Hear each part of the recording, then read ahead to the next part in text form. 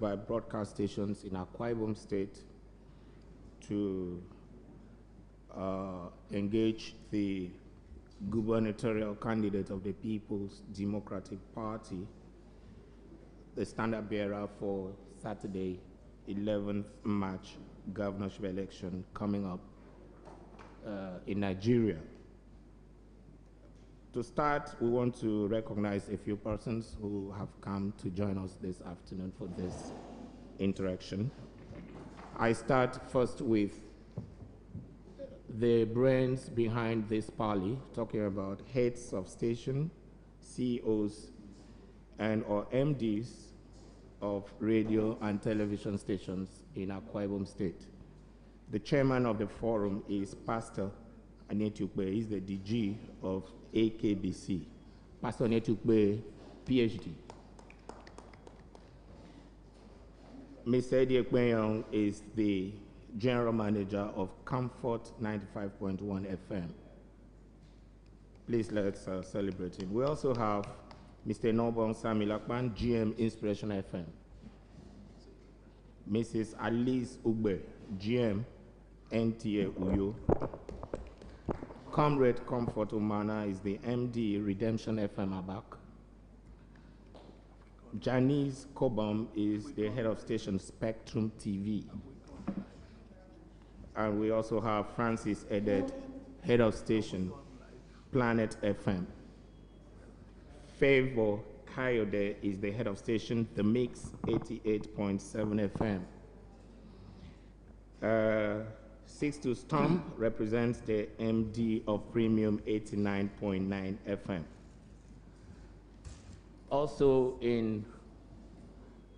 We also have Sebon Emmanuel Etum, GM Atlantic FM Uyo.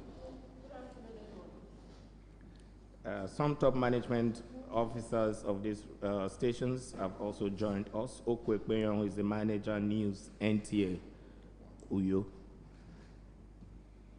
And then we also have here, and he will also proceed to present members who have come with the person to be interviewed. The SA to the governor on media, electronic, Akparawa Michael Bush is here. Please, let's celebrate him and also allow him to present to us the people who have come with the guest we are about to talk to this afternoon. Thank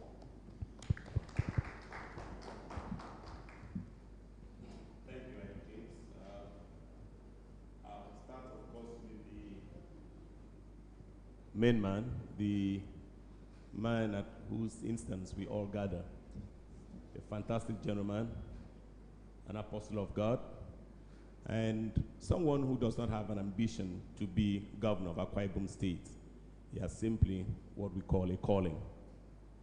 Gentlemen of the press, the next governor of Akwa Ibom State, Pastor Umo Bassey Eno. Thank you. You're welcome.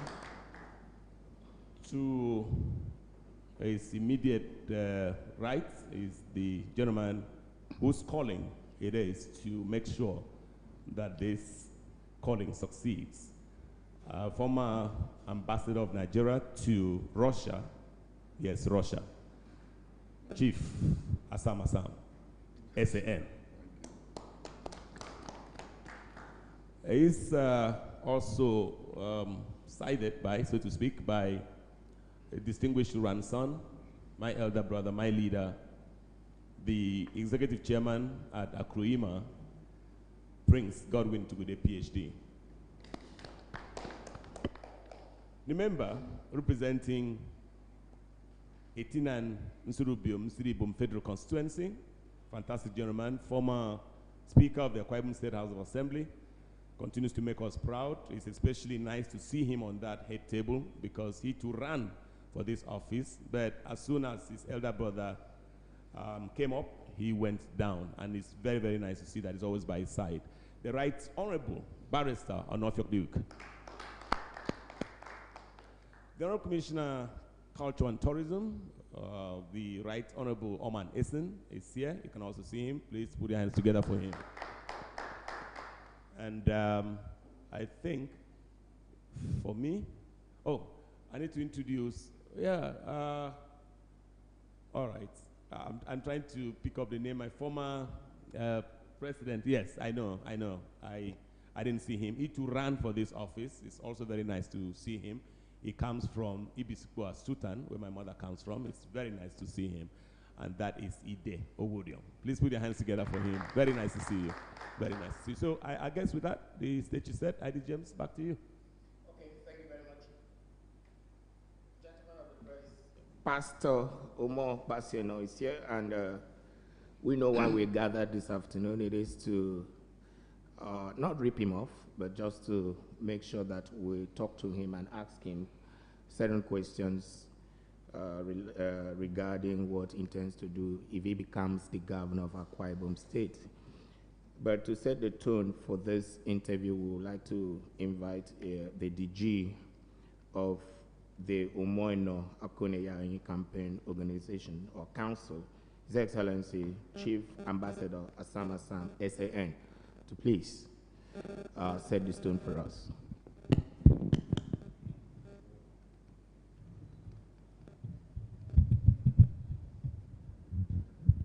Distinguished ladies and gentlemen, I must thank you for giving us this opportunity.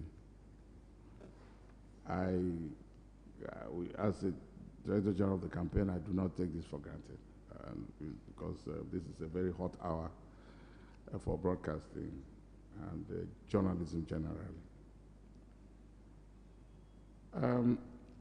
Today we have as main guest Pastor Umo Bassey Eno, a very distinguished son of Akwa Ibom State,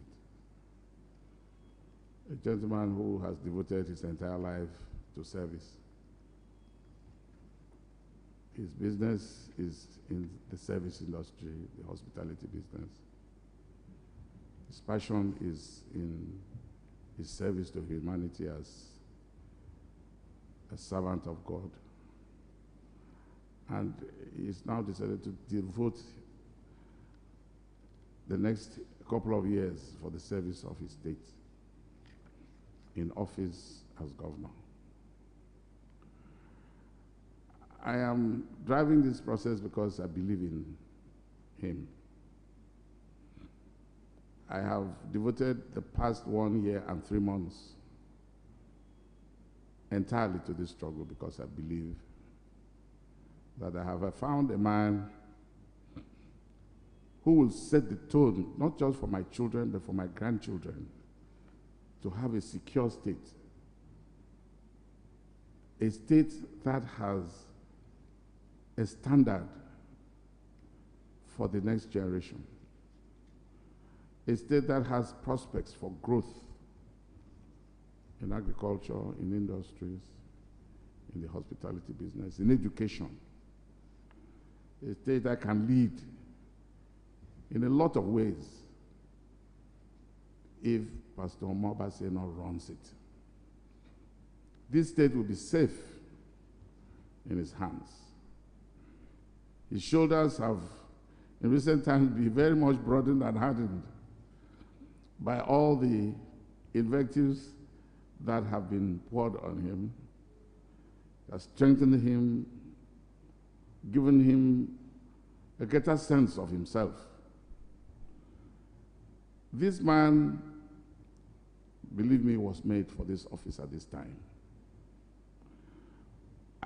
Those who know me know that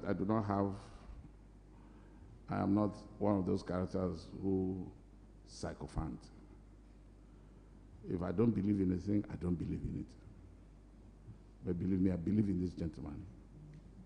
So today, as I set here to set the tone for this press parley, I do it with humility, with pride, that I will look back a couple of years when I'm fully retired and smile that I made the right decision.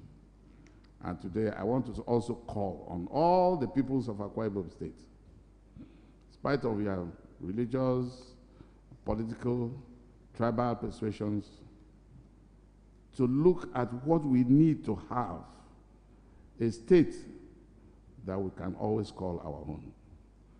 Hand over the power to Pastor Umo Bassey Eno and support him. He's going to speak on his programs. I won't do that for him. And I want you to have him listened to. Thank you, distinguished ladies and gentlemen.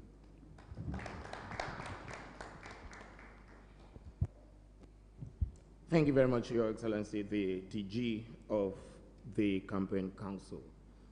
Gentlemen of press, Pastor Umo Eno is here. We will give him 5 minutes to present to us the Arise agenda before we proceed to ask him questions. Matters will be arising from whatever he will say. Pastor Umo Eno, please. Thank you so much, gentlemen of the press, and all Akwa Ibomites listening to us on the various radio stations and across the World Wide Web. Thank you.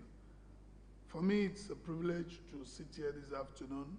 I'm humbled by the assemblage of the very cream of professionals in the media industry that have gathered this afternoon to share thoughts with me.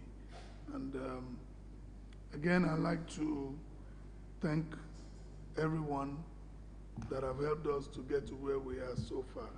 My name is Umo Bassey Eno. I hail from Ikorekpenudo in Sirubium local government area. My parents were very poor people. My father was a policeman, my mother a petty trader, and I remember helping her start life and helping her in her trade in Lagos. And because I come from a poor family, but there's nothing wrong from coming from that poor background, but you don't remain poor. Today, by the grace of God, we have moved forward. I started my school life in Eket and then to Lagos, and then came back to the University of Uyo, where I had my degrees and currently writing my thesis. I've had a work-life experience, and now through the private sector, I started off with the banks and worked up with some other private companies in Lagos before returning home in 1995 to drive a vision that I had. From scratch, the royalty hotels. Incidentally, I didn't have the privilege of inheriting anything from my parents, so I built from scratch by the grace of God.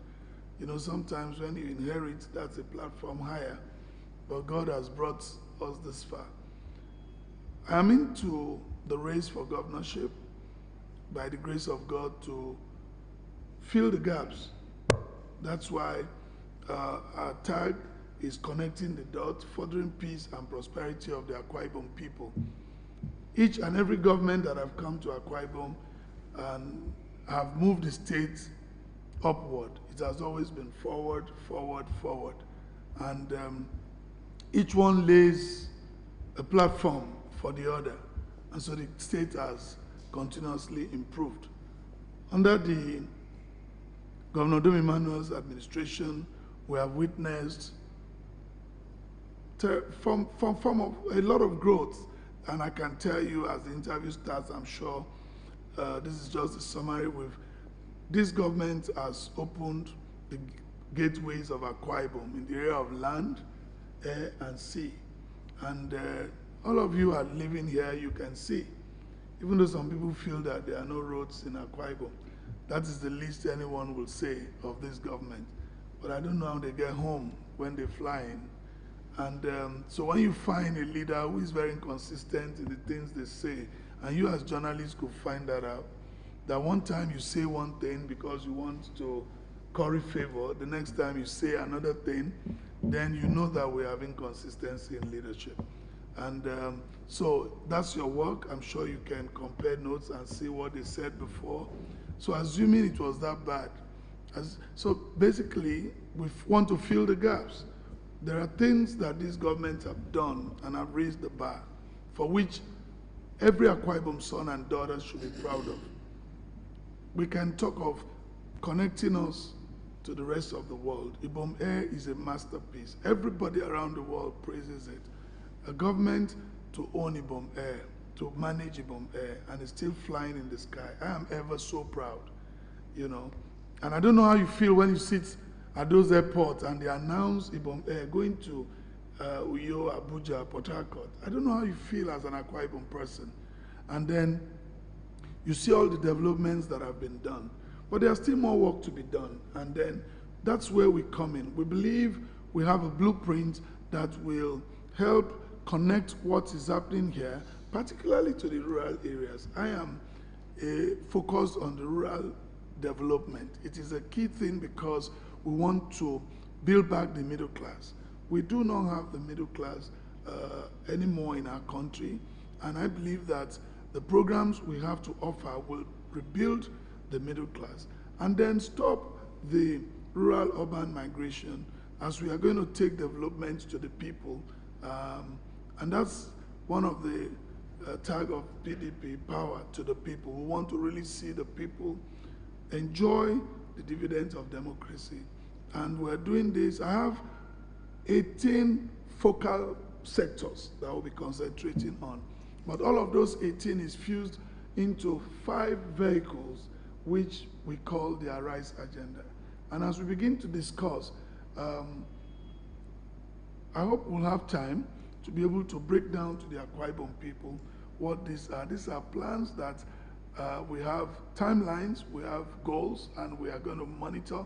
And of course, by the grace of God, if the Akwa Ibom people, I believe, will support me to become the next governor, we'll bring out timelines, which will be very specific, smart, and realizable within a specific timeline.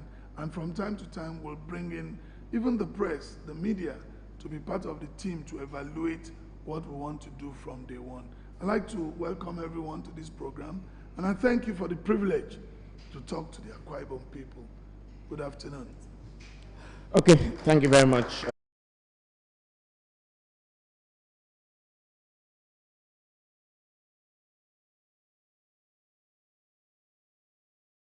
A few questions as matters will arise. But let me start by asking, you are a pastor, a general overseer, and we have heard that as a businessman, you take tithes from source. Akwa Ibom civil servants will naturally be scared that they may have to compulsorily pay tithes from their salaries. How true is this? Well, I have said before, I'm saying it again, 2 days to the election, let one man that I have taken tithes from his salary speak up, and I will leave the governorship race and come with evidence, not just saying it on social media. One man. It is unthinkable that people who work for you from different background, different religion, different ethnic group, and you deduct tithes. I went to church and announced to my congregation that if the reason for your coming to church is to get a contract from royalty, then you are in the wrong place. Because every time we have our interviews, we select based on your ability to deliver. So how can I take tithe? You see, some of these things, you laugh at them. And so I've put this challenge. We have 48 hours to the election. I want to see the payroll. I like to see the person and show me your payroll where directly or indirectly we have deducted tithe. My staff that have worked with us before, they have a support group and they've been speaking to these things. So it's not the tithe is your personal commitment with God, not with anybody. We don't even mark a register like some churches do. It's not compulsory. You feel like you understand the covenant blessing of tithing, you tithe. You don't understand it, nobody should force you. So it's not possible. It's unthinkable. Okay. Maybe after this second one, every person will be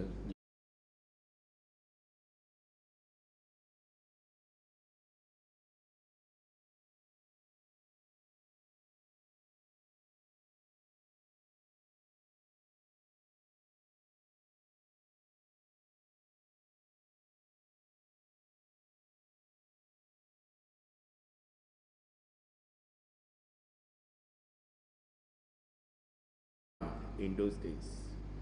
My question is, in your agri-renaissance, which is one of the key undertakings you intend to take up in your Horizon agenda, how do you intend to accommodate these schools to the extent that a child who graduates from secondary school already knows the art and science of farming? Well, it's a holistic package where you want to introduce agriculture and make it a way of life for our people. You have to inculcate it in the school curriculum and ensure that we have back our agri farms, and you train the students. You have a committee that will award prizes to motivate those schools, and you begin from there, and you also ensure that everyone that will be in government will own a farm. It should be part of it. We have to know that you own a farm, and you are not going to own a farm in Uyo except you come from Uyo. You must own a farm in your village, and so that we know that you are going home, you are actively involved in what is happening back home. So the agricultural revolution is going to be an holistic thing where we ensure that whatever crop we decide to grow in that area, everyone connected to government and even the locals who grow that crop will have to get our extension workers back to work, because I know that the extension workers, they are posted to areas. We have to bring them together again and ensure that everybody just have that focus. And again, begin to see that at the end of the day, government is prepared to offtake whatever is left, and we can now have a full food value chain in those areas, so that people will be glad to plant, knowing that there is a steady market. So agriculture would be an holistic venture for everybody. People would love to do it because you now see that there's money doing it, and it's not going to be just the cutlass and whole type of. It's going to be a mechanized kind of agriculture where people will know now you can sit, on an equipment and you're planting cassava. So it's fun. We're going to ensure that government will get all of this equipment and then begin to deploy it to people that are into big time farming. We want to encourage them. We want to say, okay, you have 2 hectares of farmland you want to plow. We should be able to program it and send the equipment to your farm and say, okay, but again, we must also be able to work with you, maybe with some scheme, outgrower scheme, and if we support you and you get this, we'll take from you. Because we want to set up a factory that will use what you have as raw materials to finish what we want. So for example, you do cassava, we want to take from you so that we can have our gari, we can have our fufu, we can have our starch. It's such an interesting experience. And in one planting season, you find out that there will be food. You can drive down the price of food, at least the first basic thing. And people are working. People enjoy the work. So you're achieving so many things by just that program. That's what we want to do. So from school, even primary school, secondary school, we begin to make them fall in love with agriculture.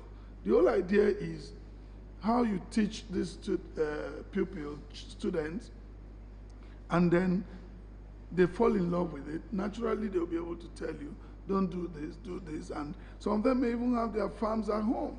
And so it's going to be a way of life. It's going to be a way of life for our people. Okay. General press, we are set to take your questions. So just, okay, we'll start with Comrade Comfort. I believe you're just joining us. This is broadcast media chat live, and you can join us wherever you are on all radio and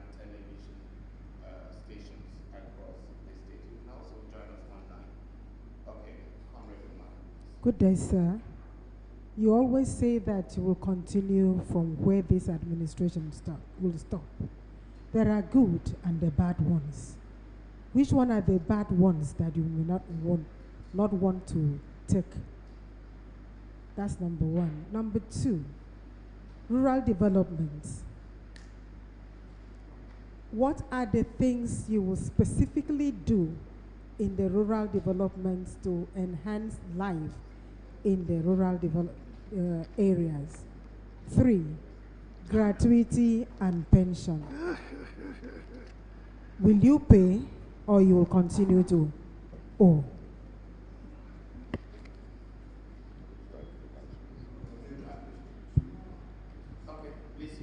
You represent. My name is Comfort Umana, Redemption 101.5 FM, Ujon Toyong.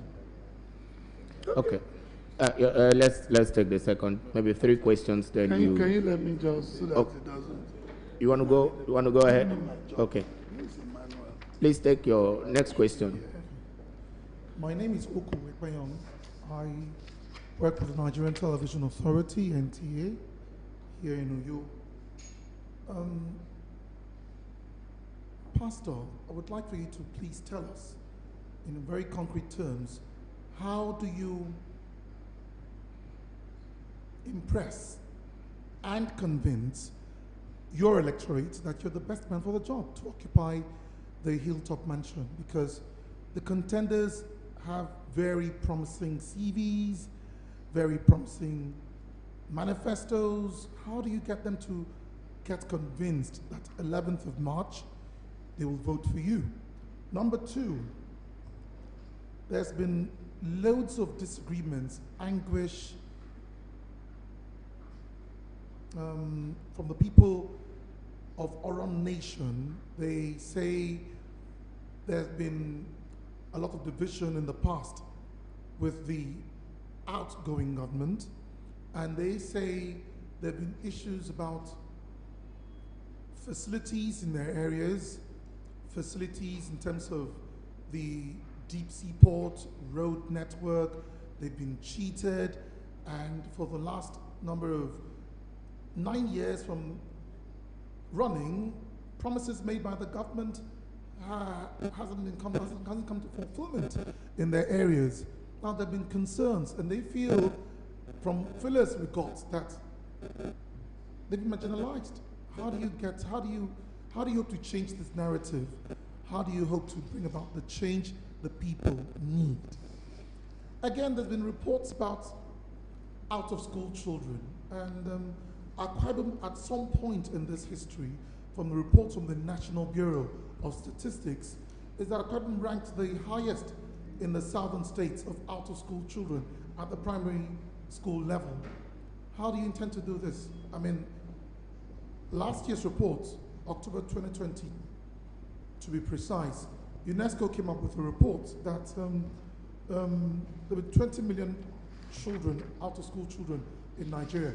Well, for us here in Akwa Ibom State, the saying is that we're ranked as the highest in the southern. Mr. Oku, please, you might have to just go straight to the questions. Please, for time management, just present your questions and then leave the background. Right. Thank you. Good afternoon, sir. My name is Favor Kayode. You don't want me to answer the questions as they come?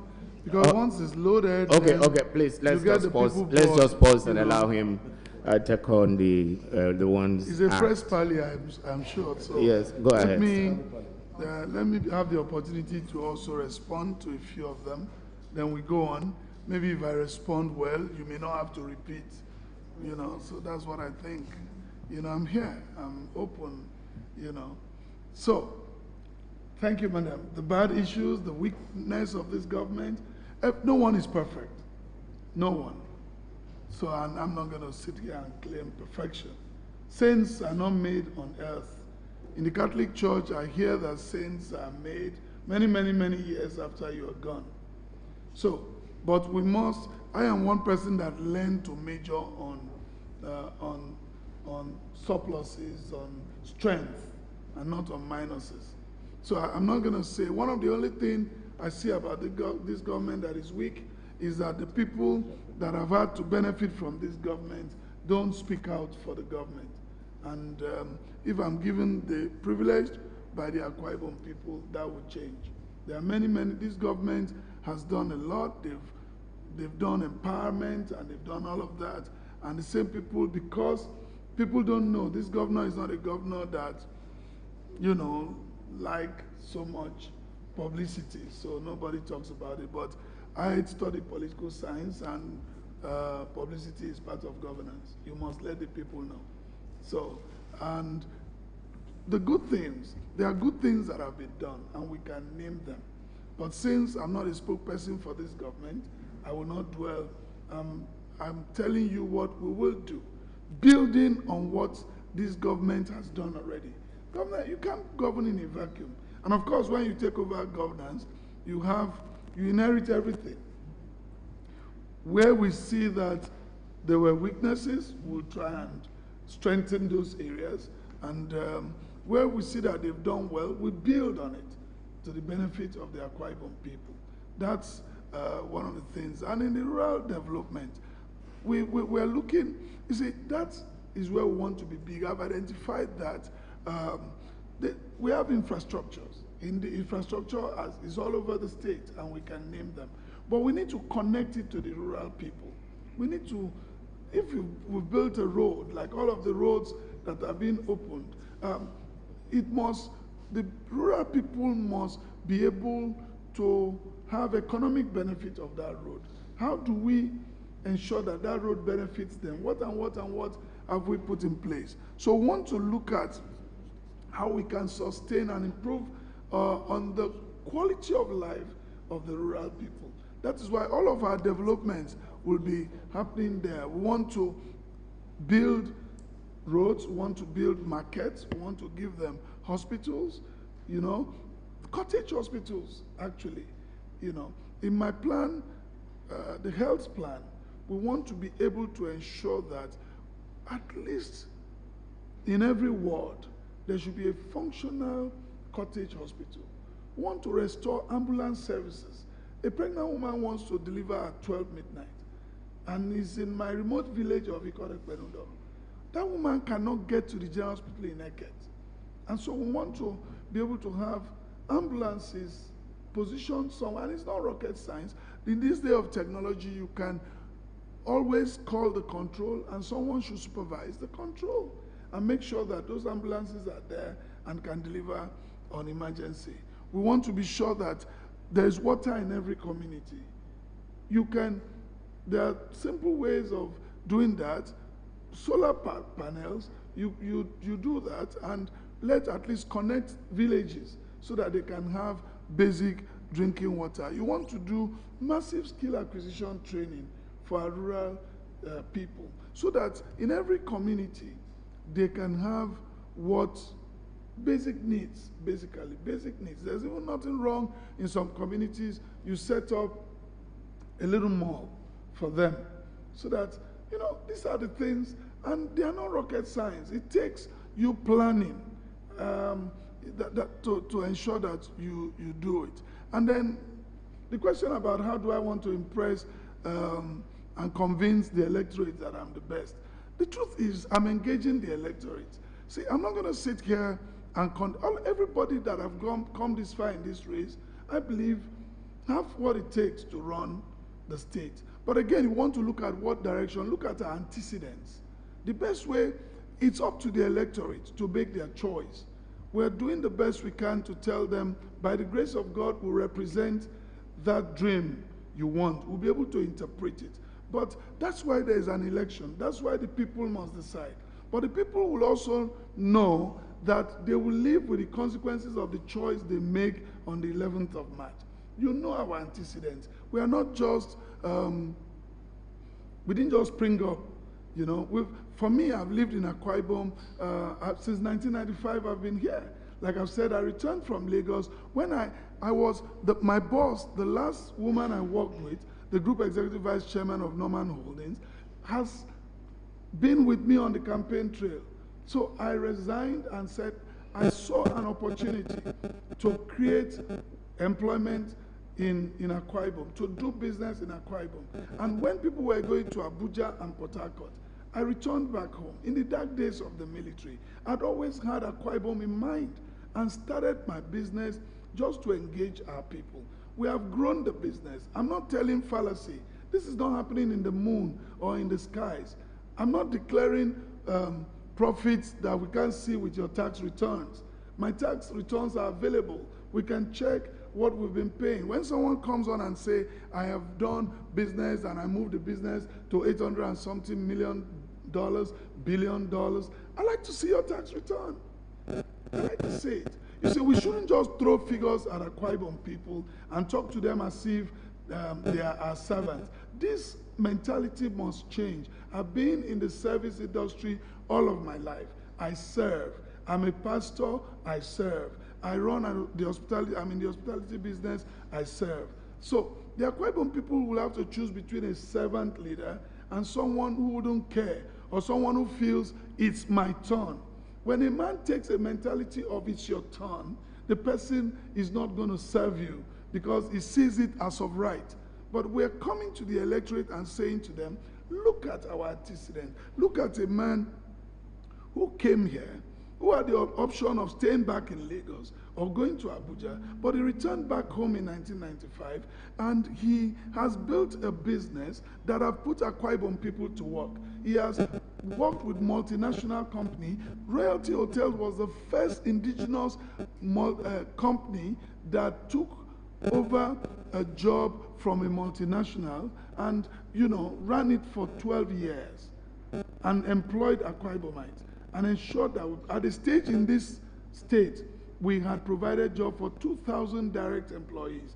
And then, of course, as you get your contracts, you expand, when it finishes, you demop, and then not to talk of the market women, not to talk of families you put food on their table. This is not something that is in the air. I have done it before. I know how to start from scratch and grow businesses up. I know how to put people back to work. I know how to create jobs. In my business, around the hospitality industry, you will see the kind of things we've done. We've taken the common things and we've made it real. You won't believe people living in Eket even know that we do akara, and people go there.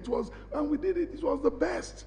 Everyone will queue and buy our akara in the morning because we had to make sure that workers that couldn't take breakfast in the morning will drive through and pick it up as a pack and go to the office. We did all of that. We have a water company. We have snacks. We have eateries. You try to expand within the industry. So we know how to create businesses. And in the tourism industry, there are so many things you can do.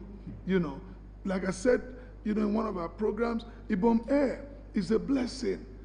And that was all that Dubai needed to create the kind of city we all want to travel to. So with Ibom Air, you can develop our tourism potentials. I said we had 129 kilometers of coastline, and someone said, no, we have 149. Please Google and let us see. Because when you churn these things and say it, you are journalists, you can check. So I am doing my best to tell Akwa Ibom people that if elected, I will serve them. Whether I'm the best or I'm not the best is for the electorate to decide. So I'm not going to set an exam and then score myself. So that's for me. I'm not going to be that arrogant. But I know that if given the opportunity, the Akwa Ibom people will benefit from it. I live here. I do my businesses here. I have assets here. And so every other person in this race, let them show the Akwa Ibom people the assets they've built in Akwa Ibom. And where your treasure is, your heart is there. I have my treasures in Akwa Ibom, and I'm going to ensure that we continue to live in peace and harmony to protect those assets and other people's assets that are here. So that's the point. The other questions I've not finished. You talked about the gratuity and pension. When this government came, like I said, I'm not the Commissioner for Information for this government. But again, let us understand that when this government came, there were backlogs. And this government paid those backlogs. And Pension is paid up to date. I've been in some fora where the governor himself has said, if there's anybody that have not received pension, should say so. The issue we have is with gratuity. And I know that, you know, it's not been regular. There are backlogs. But there's a plan. That's why I'm saying there are areas that are weak, there are areas that will strengthen. When you take gratuity, you run a budget, you say, look, how much am I owing? What are the things we will do this year? That's what makes up your budget. And then you ensure strict implementation of that budget. What I intend to do with gratuity, if given the privilege, is to ensure that we appropriate. There must be an amount that after we pay salaries, that's a certain amount as of a standing order must go to that gratuity account. And then you begin to pay down.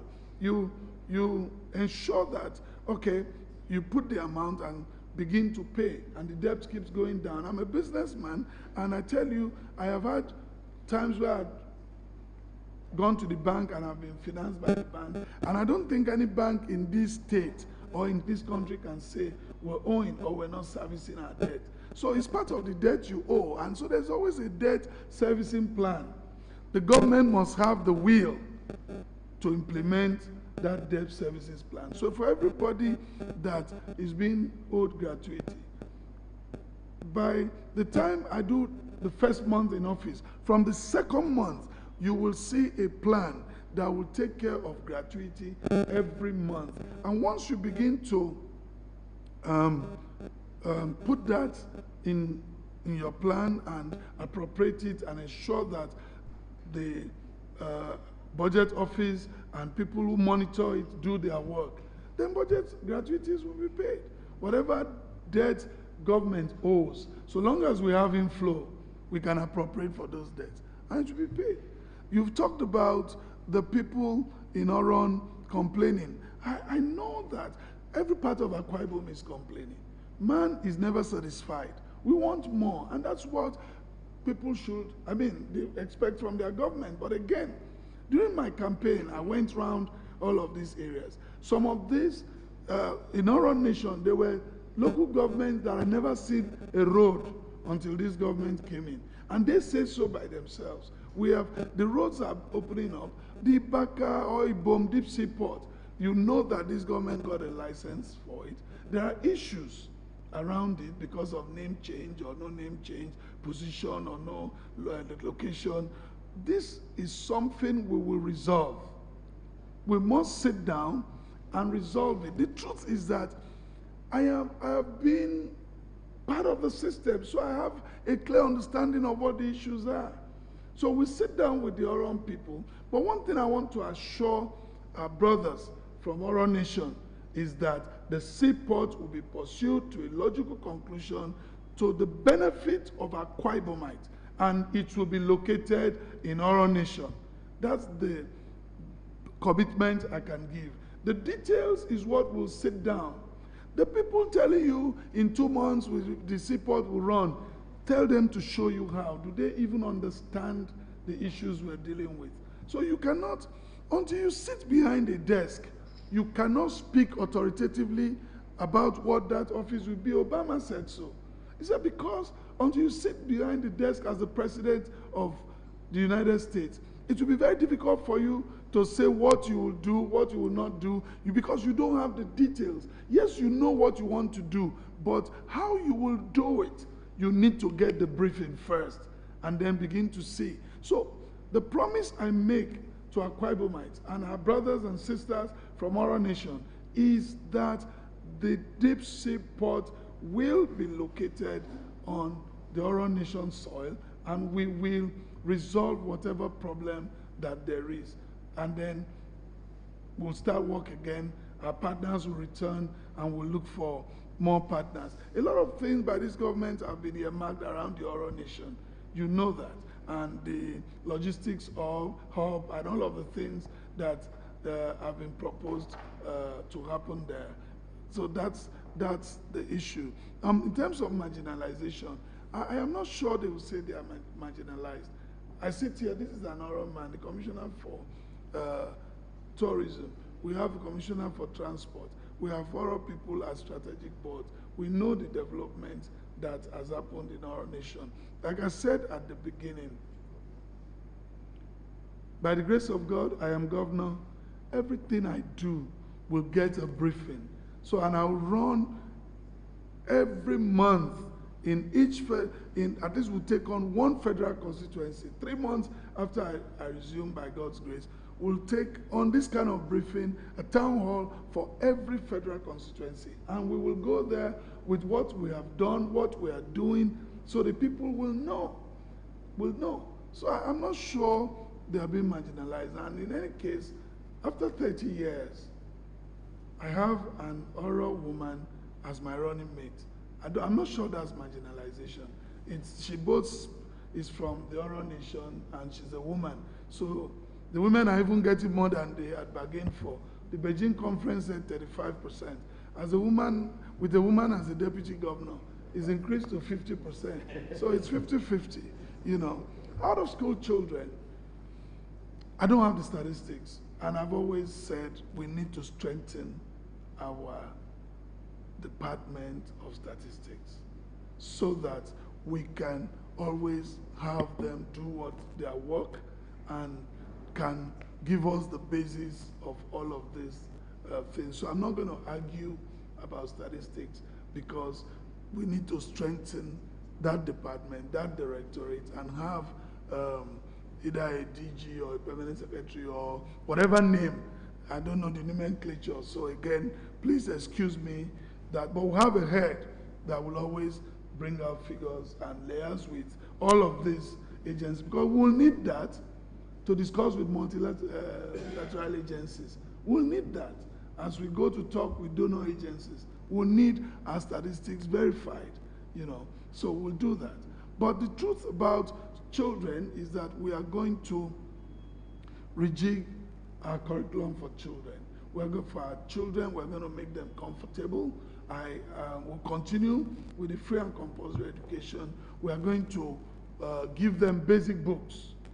And so we'll have a printing, the government printing press must keep working again, talking with the DG now. The government printing press must work because we are going to print these books and we want to make sure they have books, they have good shoes, they have uniforms. And that again for me is an avenue to create jobs for people in that industry.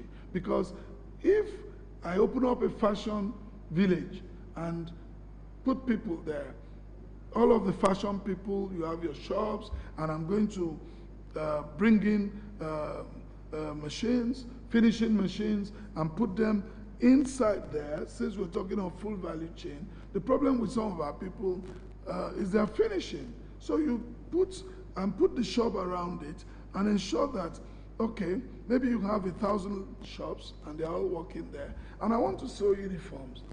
So I go to the shop and look for their leadership and give me 10,000 uniforms, these sizes. So you're providing job for them and keeping the village busy, and you're giving free uniforms to our students, pupils, who sit down, make school interesting. Putting IT in those schools, it's not rocket science. Putting IT in those schools, and something must attract the children to go to school. You know, it's not like our days where your parents will literally, you know you have to go except you want to serve some punishment. So we must do that. We must be able to run free transport for students, for pupils. If you are in uniform and you're going to school, in each local government, we're going to sit down and work it out. And we get student buses, and you can enter free, but you must wear your uniform. That's the only way to make you enter that bus free. Once you provide that, and you provide those basic things, you make school interesting. A young child will want to go to school because there's a vehicle waiting, you know the time, and then they take you to school, you have your uniform, you are, again, because all of these other people that can afford these things are shy. They're shy. They don't want to be in class. Why will I wear a torn uniform? And this other one is wearing a good uniform. They make jest of him. I've been through it. I've been through it. I grew up from the scratch. I know what I'm talking about. There are things that will not make you feel like, make you look very inferior because of the level. So government tries to be an enabler of all those things. Children will want to go to school. These are things we want to begin to do in our first 100 days in office by God's grace. You will see buses and we'll keep growing it. And we'll now have an organization, a transport company, or whatever we want to do that will manage these buses strictly for students. And they take them to school when the time, they bring them back, drop them off at the bus stops, and they get back to their homes, even in the rural areas. So those are the things, measures I believe we can adopt to address these issues. There are things I know we can do hands-on. I'm a hands-on person. I don't sit in the office to send anybody to do anything for me. Till today, people still struggle when they come for meeting to stop me from opening their water, and they say, Governor, don't open water. They will have a struggle for a very long time. People can't come to me and I don't serve them, I don't attend to them. That's who I am. And so I will serve the Akwa Ibom people with all of my might. And it's a promise and a commitment to God and to the people, because I know that I will be accountable to God for the opportunity that He will have made available to me. Thank you very much. Okay, we'll just take a short break. I want to say that when we come back, we will reduce ourselves to Ibibio for 5 minutes before we return to English. And then also take notice that when we come back, we also want to field questions from this side of the divide. So it's a short break. When we come, it's a short break. When we come back, we'll continue from there.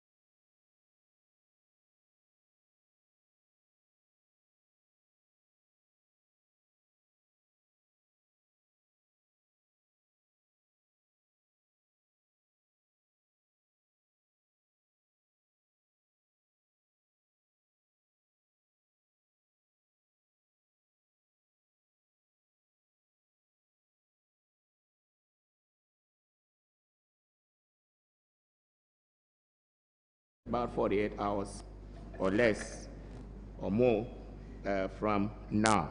Pastor Umo Bassey Eno.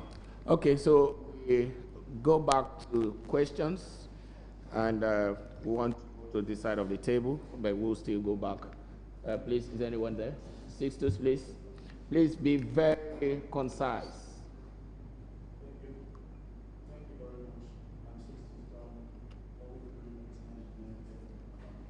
I can't hear you, sir. Please, can you be audible? Can we have the mic?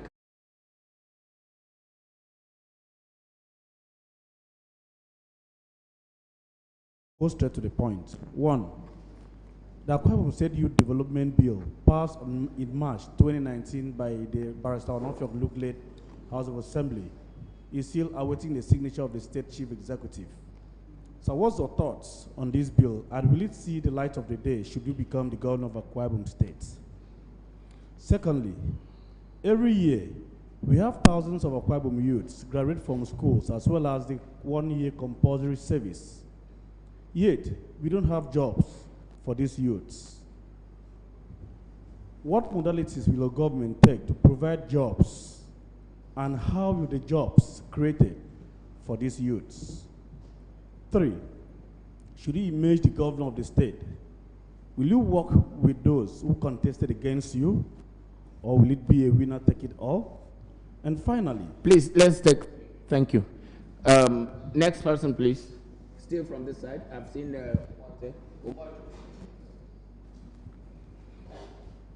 Good afternoon. My name is Florence Umoituk. I work with the AKBC. So I have 2 questions. One is a follow-up more or less to what the previous person just asked. It's on education. The problem is not just people coming out of school and not having jobs. The problem seems to be basically that what is taught in school does not prepare students or graduates to have what to do when they come out. Do you have any definite plans to change the curriculum or do something about the curriculum to make it possible that when people graduate, they can graduate and have what to do for themselves, not wait to be employed? Secondly, sir, this second one is on the adage that charity starts from home. I work with the AKBC, sir, and we know that AKBC plays more of the role of the fourth estate of the realm than almost any other medium that is not owned by government. Because after the legislature, executive, judiciary, you have the mass media. But AKBC seems to be a little bit far behind the other 3 realms, because in terms of equipment, in terms of mobility, in terms of so many things, I want to ask you, sir, how will you handle AKBC to be more public responsive and to be really the fourth estate of the realm is supposed to be? Thank you, sir. Thank you very much. Sir, I'm sure you can proceed. I think I'd like to, if you look at our program, sir, on all of this program is geared towards youth development. All of our program, whether it is agriculture, whether it is rural development, whether it is infrastructure, whether it is security, and whether it is education, entrepreneurship. So, I don't know why the bill has not been signed, like I've said, but I know we have a robust program for our youths, and I will engage youths from day one. We'll have youths in strategic committees. I will even have a youth committee that will say to them, look, sit here. What is it you want? Bring up your plan. We'll set up that committee so that the youth will be the ones speaking for themselves from day one. And we'll work with them. I'll sit with them. I like to attend meetings with them and just say, look, let's discuss and let's put the things you want. So we'll create that environment. Whether there is a signing of the bill or not, a bill can be signed and it's not, if the government doesn't have the will to execute the content. But I'm telling you that this is something that we'll do. Modalities for creating jobs. I've listed all the modalities, you know, like I've said, in all our programs, what is driving is job creation. This is what we'll do. When, and if you give us the opportunity to come into office, we'll create a bureau to register all our undergraduates. And we will, as we give them, because I don't, my issue here is, oh, 30% are unemployed, 50% are unemployed. Where are we getting it from? Where are we getting it from? Let's establish a baseline. Who are the unemployed? Because we must know whether they are unemployed or whether they are not even in the employed they wanted originally. So you need to categorize them, and we must have a strong department of statistics. And then from there you take You know the number. And so as you give people employment, you provide them support, you empower them. This every month, I expect whoever is in charge of statistics to release figures, or if it's monthly or quarterly. Oh, we've done social employment in this verifiable. Because you must come to the, I won't come to say to people, oh, we provided jobs, I empowered 2,000 people. Where are they? We publish. This, for me, honestly, is one of the things I want to strengthen. Let people know what you're doing, and people can say it. So we'll create jobs. I want to create jobs. And if there's anyone who has the ability to create jobs in all of us in this race, even they know that they can't create jobs more than me. And we can bring the figures and look at what jobs have you created, how, where, show us. In Akwa Ibom, to benefit Akwa Ibomites. I'm not talking of taking jobs out of the place. And to address the issue of they coming out looking for job, I already started discussing with the Vice Chancellor of AXU. We will introduce entrepreneurship development in the curriculum of the university and make it compulsory that at least before you graduate, we want to look at what really do you want to do? How can we help you? How can we put you through? How can you come out of the university with a plan to do something? So we're thinking of that. And schools around that will help our young people. You know, we want to do business, there's going to be a business school in Akwa Ibom. I'd like to see a business school in Akwa Ibom that will now partner with Lagos Business School or any business school outside the country. Rather than send our young ones out, I may not be able to afford it. We'd rather bring the faculty here and we teach them so that you understand the dynamics of business and what you want to do. Now, at AKBC, I think I need to throw the challenge back to you. I said so. Some people came to me on the day of elections. Some AKBC people spoke with me, and I said to them, why are you not on DSTV? Why are you not on DSTV? That if I have the privilege to serve as the governor of the state, within my first 100 days in office, you must be on DSTV. You must be. I don't have patience to be putting one antenna to Ebonyi. No, let us, if Lagos TV, they are on DSTV, all of this, why are we not? What does it take? What kind of office do you have? We want to build up AKBC and put professionals there, and I give you my targets. Because I'm not, see, again, people may not like this. If I put money anywhere, I will demand value for the money. I'm not going to take government money and just put somewhere and we still run the way we're running.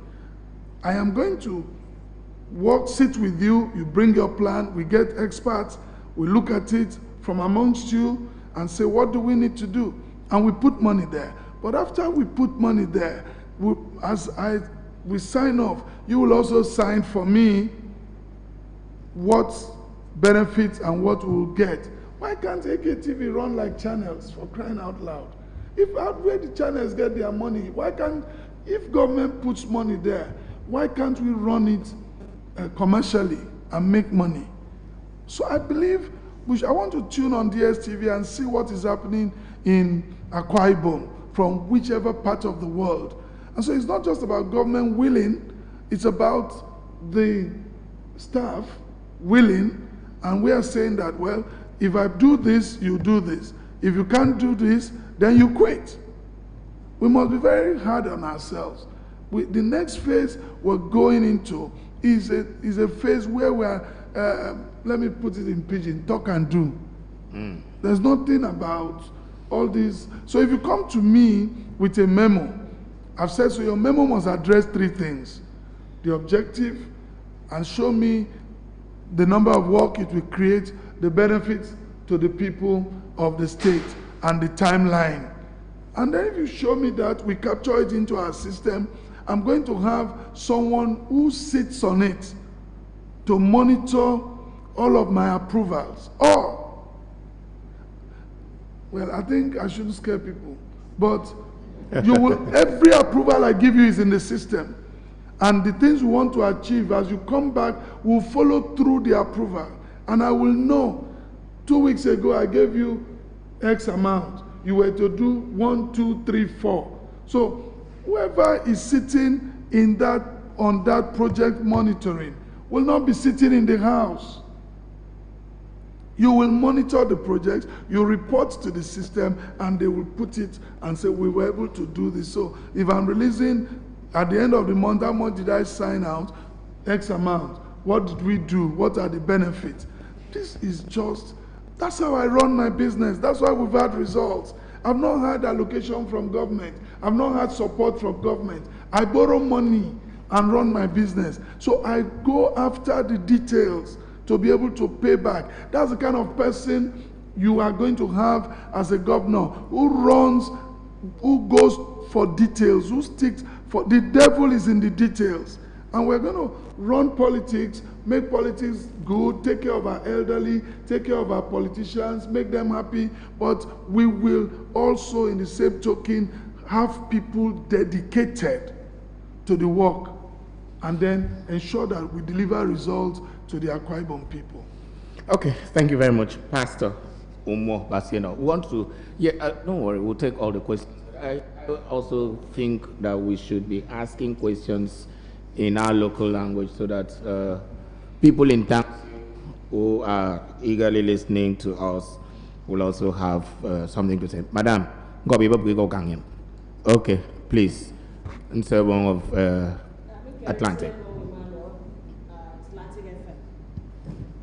But if after Saturday's poll, Avodo governor, so okay do nam Maruk Beme, Aneke Fon came Messeridon because you talked about rural development. What would you do as a chief security of the state after Saturday's poll, God willing?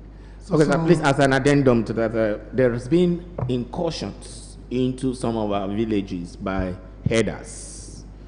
Our forests, some people, sometimes you see on the social media, some threats by herders in some of our forests and villages. What would you do in terms of internal security in Akwa Ibom State, especially the rural areas? Okay, sir.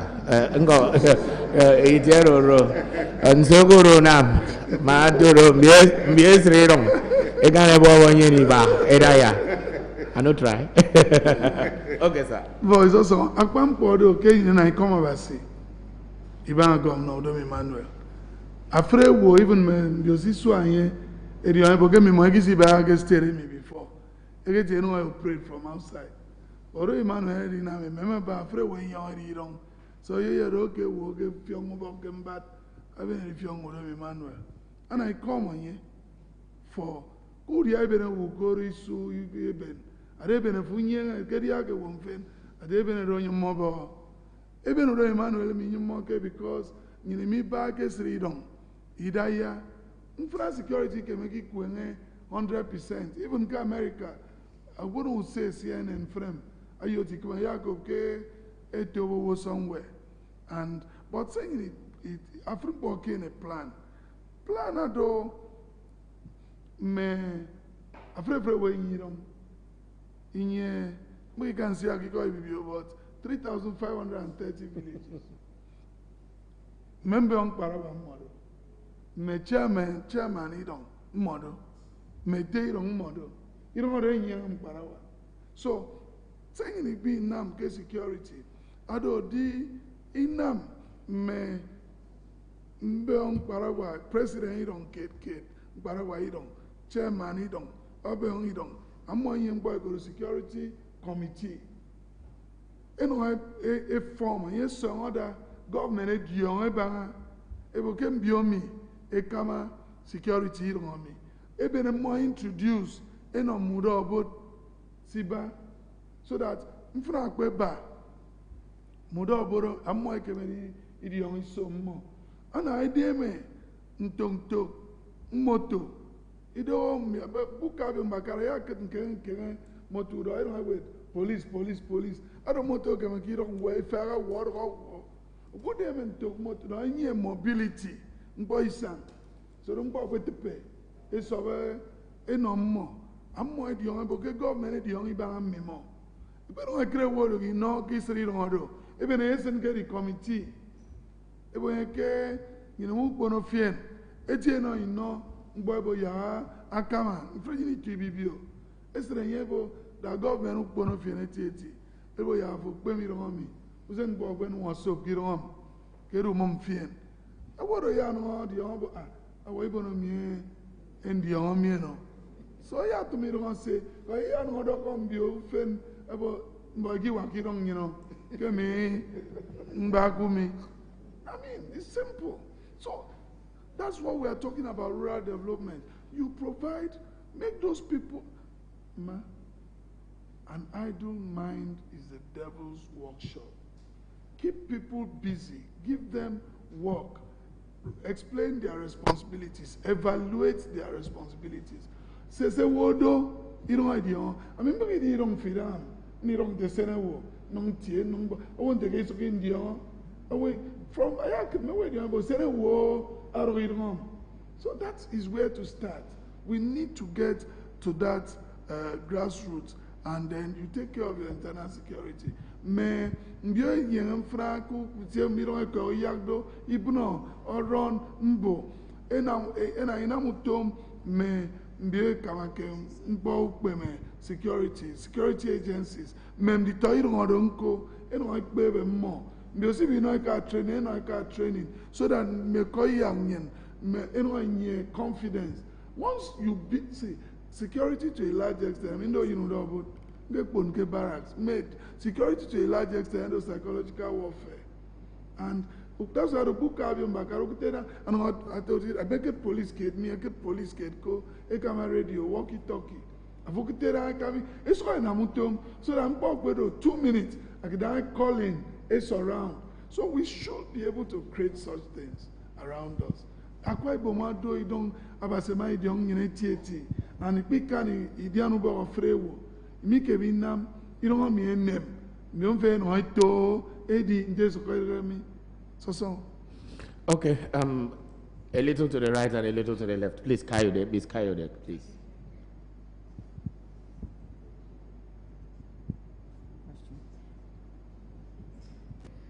Good afternoon, sir. My name is Favor Kayode from the Mix 88.7, the head of station. One thing, I'll just be very brief. One thing I know about Akwa Ibom is that Akwa Ibom has a very beautiful entertainment industry, but it's so untapped. And there are talents in this state. Even from your campaigns, I can see the roles they've been playing so far. And a very direct question is, what action plans do you have to make sure that you can generate something from this untapped entertainment industry? I mean, I represent the youth. My station also is a music-oriented station, and I know that Akwa Ibom State has a lot to offer in that area. However, I have not really seen so much done in that aspect. So what is that plan you have to make sure that you carry them along and also monetize that industry so it can be of benefit to the state? Before you answer that, can you also tell us what you intend to do with the various tourism potentials we have in Akwa Ibom State? That's what you wanted to ask? Okay. Okay, once again, good afternoon, everybody. My name is Janice Kobum. I am head of station for Spectrum Television. My question is very simple. We know that a lot of times politicians say things that they don't do eventually. So my question is, will you set machineries in place for Akwa Ibom people to demand accountability from your government if you eventually go into office? And then another thing, you spoke passionately about creating jobs. You've not told us specifically what kind of jobs you'll be creating. And then training entrepreneurs.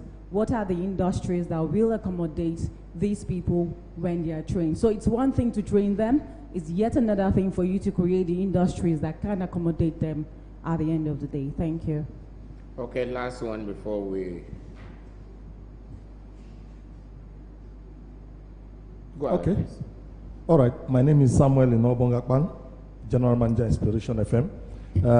What we did was to throw this opportunity back to our listeners when we are hyping this particular Parley. I will ask them to send in questions for you so that we can amplify those questions. And I have just 2 or 3 for you, sir. One, Mando Asukwa in Uyo said, if you become governor, sir, what do you think is the major problems of this state which you will want to run with immediately? That's from Mando Asukwa. The second one is from Major Ubom at Insiribom. He says, what plans do you have for inclusiveness should you win the election? For instance, Insiribom local government has been deprived and marginalized in this administration, that is this current administration, in terms of appointments and social amenities. Which local government? Insiribom, yeah. So what plans do you have? That's come from Major Ubom. And finally, sir, from John. Please, did you say Nsrubium or Ibom? Ibom. Okay. John Inuyo say, how will you handle the problems of market unionism in Akwa Ibom, especially as it affects the people? Thank you, sir. Okay, sir, I'm sure you would like to, but please, while answering, you also have to tell us what you intend to do for the market women and men as part of your project for 2023 and beyond. Okay, thank you. The entertainment industry, very good one, very good question. This government is building an Ibom Creative Academy as we speak. And you see, again, this government is not used to making noise. I will make noise. People will know from the ends of the earth what we're doing. This is the Commissioner for Tourism. Ibom Creative Academy is ongoing by this government. So there's a plan. And for me, we will engage them. Once the academy is ready, we'll train, and then we will ensure that we support them. We're going to revive the Center for Arts and Culture, and we make sure that we promote our young people, our talents, our young men, young women. My last daughter is, in that industry, and of course she loves it. And we need to do a lot to make sure that our Akwa Ibom people come home, shoot their films here, provide the environment, support their work. But it won't be an all-comers affair. We'll set up a board that is of professionals that will put all this through and say, oh, I think this will sell. And we're going to look at the parameters. You present it. It's not just you coming to say, I have a film.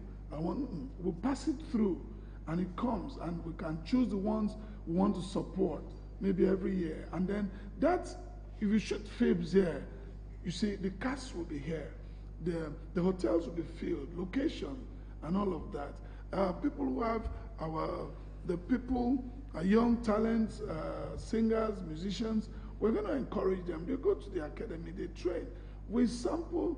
If a song comes out and is a hit, we will know, and we support them.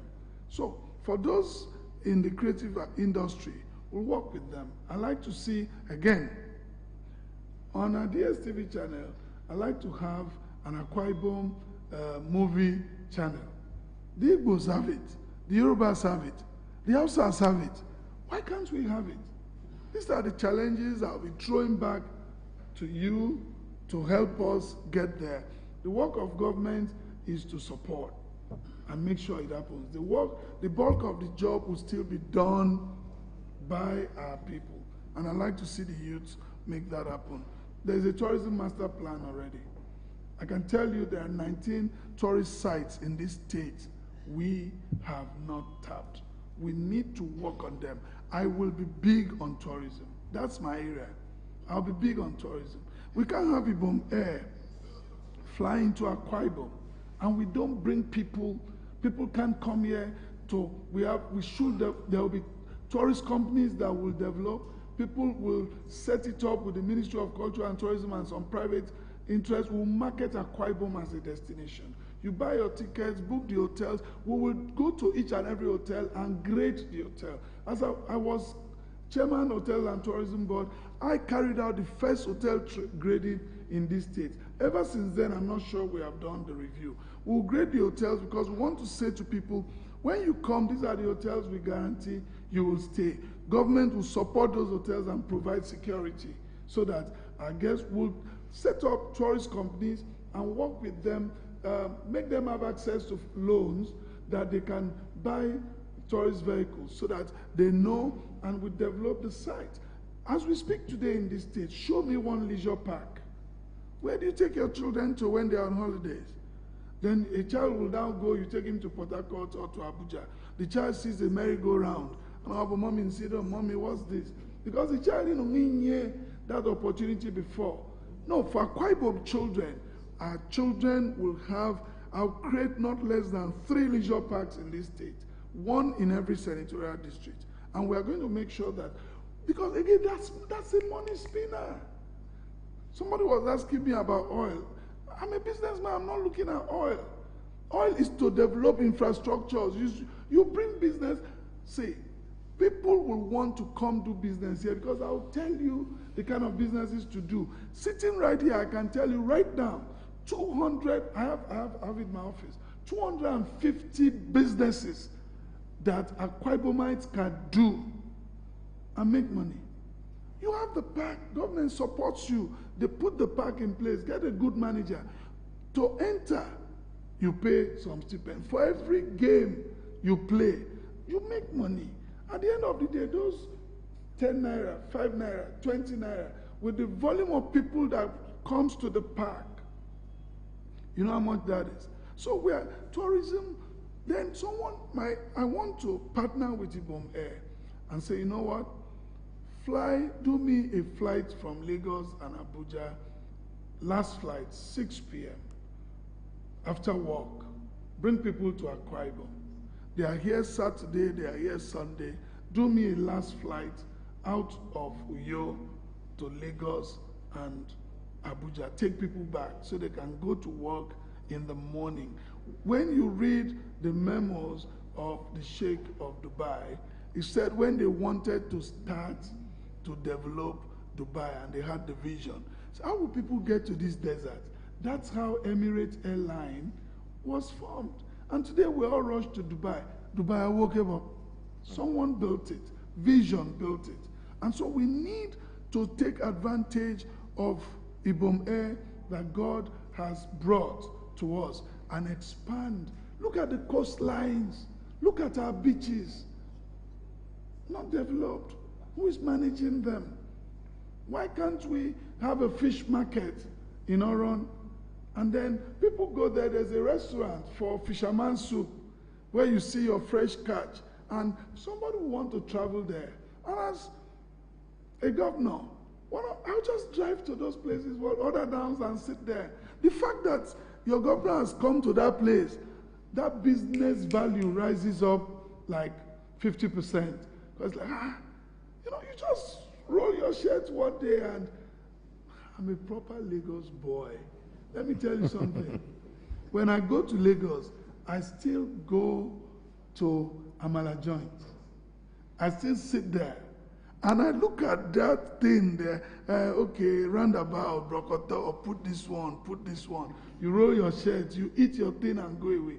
The truth is that we are so, this elitist thing is, no, you need to belong to the people. I'm a positive street person.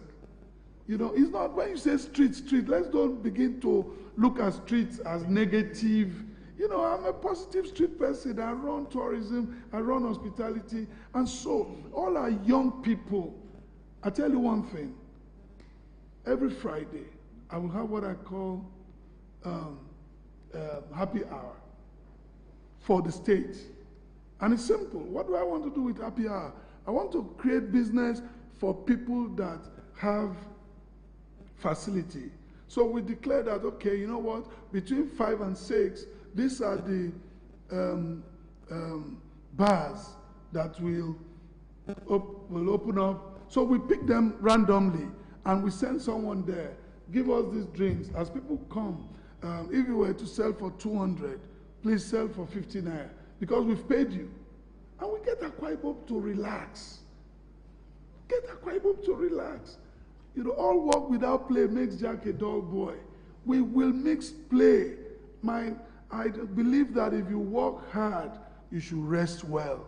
So, Akwa Ibom, many things are coming. You will see changes all across. I'm talking about tourism, and you've talked about how do I intend to address unemployment. I've told you clearly. When you see all of these agricultural revolution you want to do, people will work there. You train them, they enjoy it. For the farms, we're going to open up big farms and have industries set up in that farm. We're going to have hostels. People will work as if they are working in ExxonMobil. You go to, you are on farm for 2 weeks, you are off farm for 1 week, another set comes because we want to run. We create it in communities. And we want to do tourism. Tourism is the #1 employer of labor in the world. So if we plan it well, our young people will be engaged. All of our programs is to bring about employment. Everyone in this state will complain about marginalization. But you know what we're going to do? If we're employing, we will say, this is the state. Give us 1-1, give us 2-2, so it will go round. See, in terms of development, in 3,530 villages, if God gives me the privilege, in the first 4 years, I will touch all of the villages. Read my lips. There will be development in all of the villages. We'll put something on the ground because I want to engage the village community. I want them to have something. You can't take away their jobs. You set up the CLO, make the village chairman CLO, make the village president, and put all of them there. That's where they own the project. They own the project. And so if I do that and you are managing your own project, you are managing your own project, that's what we intend to do. You can keep the people, you can ensure that they get busy. Market men and women, that's my core area. I'm a trader. We provide loans, we provide support for SMEs. We'll give them money to support their businesses. But I must see the business on ground. We come to your market stall, we see it, and we support you to do more business. But again, I've also said to people, when I support you again, so that people don't deny, this business is supported by Akwa Ibom State Government. Orange color, we paint your shop. So you can't deny. Because here, right now, there's been a lot of support. Ask the market people, the governor has put in money to support, but they're not talking about it. So we'll put it and we'll say, this business is supported by Akwa Ibom State Government. This business is supported. So when you go into a market, you will know those we have supported. And they can't lie that they didn't collect. Whether you are indigene or non-indigene, you are doing something in Akwa Ibom, we will support your business. Thank you. Okay, please, at this point, we can't go beyond this, so Pastor Umo Eno, please, you will just tell a Akwa Ibom person watching or listening to you now why that person should cast his or her vote for the PDP and you on Saturday. Do that in our local language. Little Akwa Ibom, mete meka mema menditonyen. Ni Akwa Ibom CB isenwe. Mi pendu fubo mbombo. Ge government yeme doku wa mba oda use kenero nka ukpe mebio. Government kem fora basi ke Saturday ma ke senwe eno for you. Even uba ukoro ferendufo. Ku use ban nuno mi ke tie boyo dok line boyo pong line ne odo. Ama boyo pong odo void vote. So use uba ukoro fere be bibi ko re uba ukoro fere. Bunu te yo dan ke tie ukoro fere. Above nuno do fik ke ufo yo. Ma ufi uma ufo yo. Ku ya no sare to me mi so fo afranye then ayaga se no ma una ma ku yon. sugda se da bi bad me we so na agikere this one vote men mkpara wa mmodo gidon ket irong isa ikpe me vote ndufo ya bad ake wono akan awodo kan akan properly every when I could care akan aku ya wo bentme adi pulling unit mfo ibo ke mkpara wa ikpanga ma gidon do and the onkere ke mboke ikpanga iminye information na kuso we so ikoro mkporo ikon but Bible ke boke benefredi pa ke fremo. Now the second thing I want to say that reason where no because make a plan make a program I mean get to move me ke atai da isonko nti me bo fen me ri ora fen ba e dey begin mempo no so aba mko je ko ra jebota I mean they were jebota and a positive street person. I know all of these things. I will identify with you. I make up plans me. Nya na mutom no Akwa Ibom. Make sure get it on you tom. Make sure that ke mbesirong ke sirong eked me o ekri kan ekri you for Ibom. Ya idiom Akwa Ibom min ke mpo. Mmodo se nyini bi inam. Udon to yomi. Uma ya is internet ku yomi. Uma rodok within the perimeter of Uyo. And internet to welcome Fien. Welcome to Uyo. I've only 1 year like 10, 15, 20 minutes of free browsing. I don't want to browse. I'm going to browse. I'm going to be fast. I don't want to continue to browse. And now from that one, we have to make women name. It's the motto because I don't bosses. I don't go in. I don't commercial bosses. I don't be CB. Iwat. No. Se mi po wetang me traditional rulers nyen me mbio po wonyin ku for basi me mpara wanyen ya set up me kenken committee amoriti carry no government item amin do itoko yine suwa kire me ko item amin song ipo wonyen ubu ko da nsu e kamba wo kenam amin nya pa utong ndo kwori ko basi ndo emergency e kwori ko basi ndo apostle eke ordain ke apostolic church Nigeria as an apostle. I've been preaching the gospel for close to 28 years in this town. I have a ministry, we have branches, and so I'm afraid of because I'm the governor. But men may work and mention Sida, but I'm in Sinamuyum. I don't know politics me. So that me wedi on boke min konung do no wumpo. So I think by the grace of God, I will serve with the fear of God. I will serve with honesty. My government will be accountable to the people. And as I go around all those rural areas and as I go down around federal constituencies, I will give account. People will be free to ask questions. I will serve the Akwa Ibom people. I have served you all my life. All the rest of us talking. I've been in government. Some of them may buy your swipe. What is going for Gena Magirong? I don't for Teo. Keyword, you know, song. What's a Kenam? So, maybe what you work kid. So, I might not for idea, no idea, where it's a man young. It was saying in Amdrom, don't get me for I mean, go men weakness me, but don't amongst you. They make efforts in them. Men nam get to it out me. If we no fan, no was sent to pen on that. Ya nam Canada. I think borrow platform. Boy, my car, if you boy, no for you, can make a few boy in order. I will serve you and I'll be accountable to God and to the people. So. Thank you very much.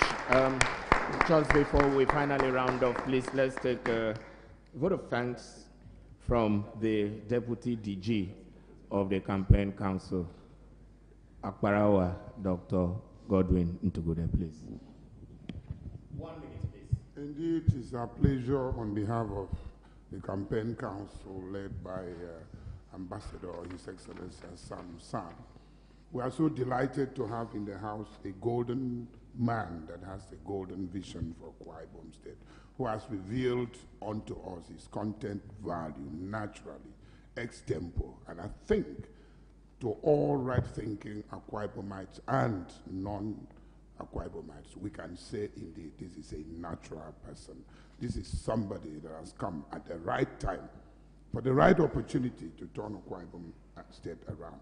We all want to await the welcoming of this golden opportunity. So on behalf of all of us, please, thank you very much, all owners of and managers of government, media houses in Akwa Ibom State, for coming to help our product expose himself more. And I believe we have convinced you that come Saturday, 11th of March 2023, this is the right candidate, this is the right man for the job of today, because the job of today, the Akwa Ibom of today, demands this kind of man, compassionate and available for all of us, accessible person. Thank you very much. God bless everybody. And we'll see you on Monday and celebrate together after the announcement. Thank you. Well, can we shut down our cameras, please?